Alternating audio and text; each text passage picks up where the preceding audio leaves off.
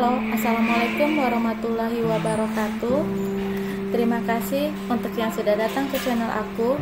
Kalau belum subscribe, tolong jangan lupa di subscribe, kemudian bunyikan lonceng, dan jangan lupa kasih like serta komentar biar aku makin semangat ya. Jodoh 5 Langkah, episode 103, Rindu. Lega sekali setelah meluka leher yang membuat kepalanya pusing dalam beberapa hari ini. Ini merupakan obat sakit kepala yang paling mujarab yang pernah dirasakannya. Vino menghembuskan nafasnya dengan kasar. Pertanda ia sudah merasa lega. Apa sakit? Dusapnya perut Safira dan menciumnya. Safira menggerengkan kepalanya dan tersenyum. Hai si kembar, Dedi sudah melek kalian. Kalian seset ya di sini. Vino mengusap perut istrinya dengan penuh sayang dan mencium ulang kali. Ia kemudian berbaring di samping istrinya dengan nafas turun naik. Safira tersenyum saat mendengar ucapan suaminya. Bukan hanya Vino yang ngos-ngosan, ia juga. Meskipun hanya diam dan menerima setiap sentuhan diberikan oleh suaminya, namun Safira merasa begitu sangat puas. Mas, Vira punya cerita. Ia berkata setelah menstabilkan nafasnya yang tadi tersengal-sengal seperti habis berlari. Cerita apa? Vino tersenyum dan kemudian mencium bibir istrinya. Judul ceritanya Telak Sebulan. Vino membulatkan mulutnya dan menganggukkan kepalanya. Coba ceritakan, ucapnya. Benar judul yang disebutkan oleh istrinya tidak buat penasaran. Hanya saja, ia tetap mendengarkan guna menghargai. Sepasang suami istri sedang duduk di atas tempat tidur. Si suami sibuk bermain game, sedangkan istrinya sibuk memandang ponsel. Safira mulai bercerita dengan wajah yang serius. Vino merubah posisi tidurnya. Kini ia miring ke samping dan memandang wajah istrinya yang sedang bercerita. Ayang, aku sudah telat sebulan. Kita bakal punya bayi, ungkap si istri. Benar apa yang dikatakan oleh istrinya membuat suaminya begitu sangat senang. Tapi jangan bilang-bilang ke orang lain dulu ya, takut tidak jadi. Nanti malu-maluin, pesannya kemudian. Vino hanya diam sambil mendengarkan istrinya bercerita. Yang menarik baginya bukan cerita dengarkan dari Safira, namun ekspresi wajah istrinya yang membuatnya betah untuk mendengarkan kelanjutan dari cerita tersebut. Besok paginya, tukang tagih dari PLN mengetuk pintu rumah mereka. Ada apa, Pak? Tanya si istri yang sudah membukakan pintu rumahnya. Saya, petugas PLN, Bu. Ibu telat sebulan. Pria itu berkata tanpa senyum di wajahnya. Safira bercerita dengan serius. Melihat ekspresi wajah suaminya membuatnya ragu untuk melanjutkan. Kenapa diam? Vino bertanya ketika melihat istrinya diam. Dari mana Bapak tahu? Tanya si pemilik rumah. Ini ada catatannya di PLN, Bu. Pria itu menunjukkan kertas yang berisi tagihan bayaran yang sudah jatuh tempo. Hah, masa sampai dicatat di PLN? Mata si pemilik rumah terbuka lebar. Petugas PLN itu pergi dengan bingung. Kertas yang diberikannya tidak diterima oleh si pemilik rumah. Bahkan si pemilik rumah menutup pintu dengan keras tanpa menunggunya selesai berbicara. Keesokan harinya suaminya pergi ke kantor PLN sambil marah-marah. Bagaimana mungkin PLN sampai bisa tahu kok istri saya telat sebulan? Sabar Pak, kalau Pak mau catatannya dihapus, Bapak tinggal bayar kepada kami. Petugas yang duduk di loket pembayaran berkata dengan sopan.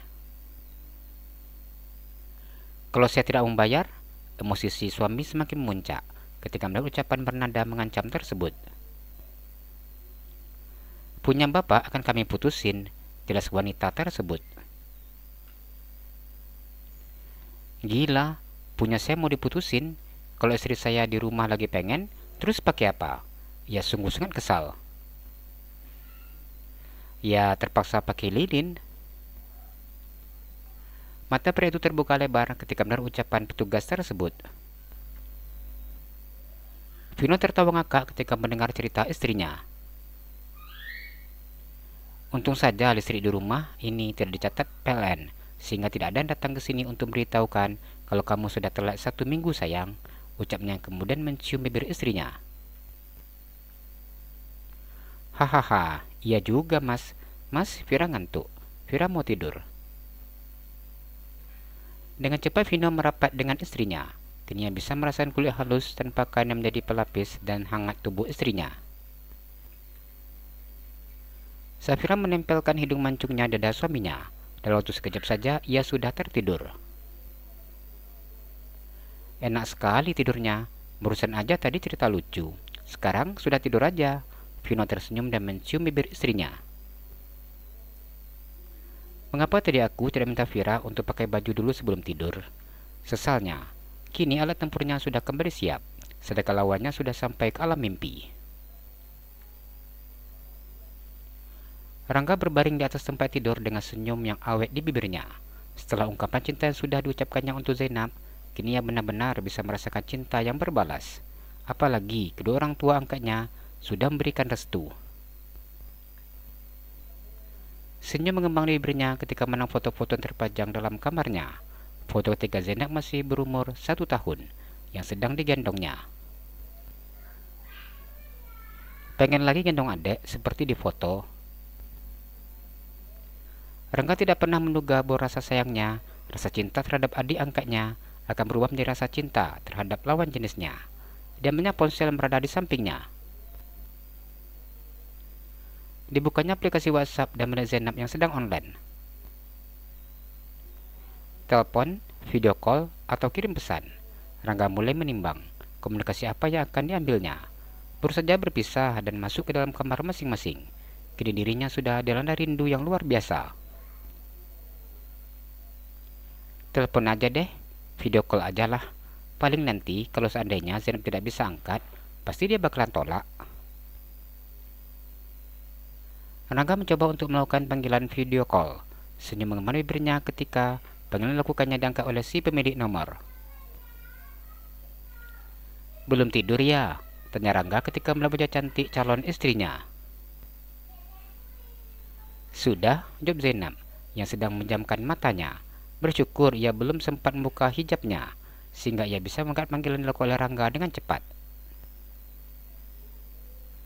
Belum tidur kok bisa ngomong, bisa video call. Rangga tersenyum. Ia sangat gemas ketika memandang wajah cantik Zainab. Ini lagi ngigau. Pintar ya alasannya. Zainab tertawa dan menang layar ponselnya. Meskipun hanya melihat Rangga di layar ponselnya, namun tetap saja ia memandang dengan senyum malu-malu. Adik, abang rindu. Belum nyampe 30 menit juga, Zainab tersenyum. Sejujurnya ia juga rindu, non malu untuk mengatakan. Iya dek, padahal belum sampai 30 menit, tapi rasanya sudah rindu sekali. Adek, coba pinjam pintu kemana saja milik Doraemon. Berlangsung 2 tahun kemudian, Rangga sudah tidak sabar untuk bisa secepatnya melewati 2 tahun masa ikatan dinasnya. Zainab menatap Rangga dengan bibir yang maju ke depan. 2 tahun itu nggak lama kok dek. Rangga tersenyum dan bujuk calon istrinya. Ain pasti rindu abang. Iya sayang, abang juga. Nggak kebayang seperti apa nanti rindunya.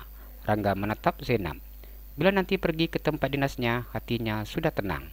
Ia sudah mendapatkan restu dan si gadis idamannya, dan juga sudah tahu tentang perasaannya.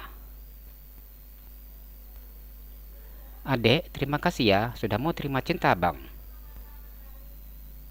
Zainab tersenyum malu-malu dan menganggukkan kepalanya. Mana mungkin ditolaknya karena ia sudah sangat mencintai Rangga secara diam-diam. Jalan-jalan ke Pekanbaru, jangan lupa beli sepatu. Kalau kamu suka channel aku, please subscribe aku. Terima kasih.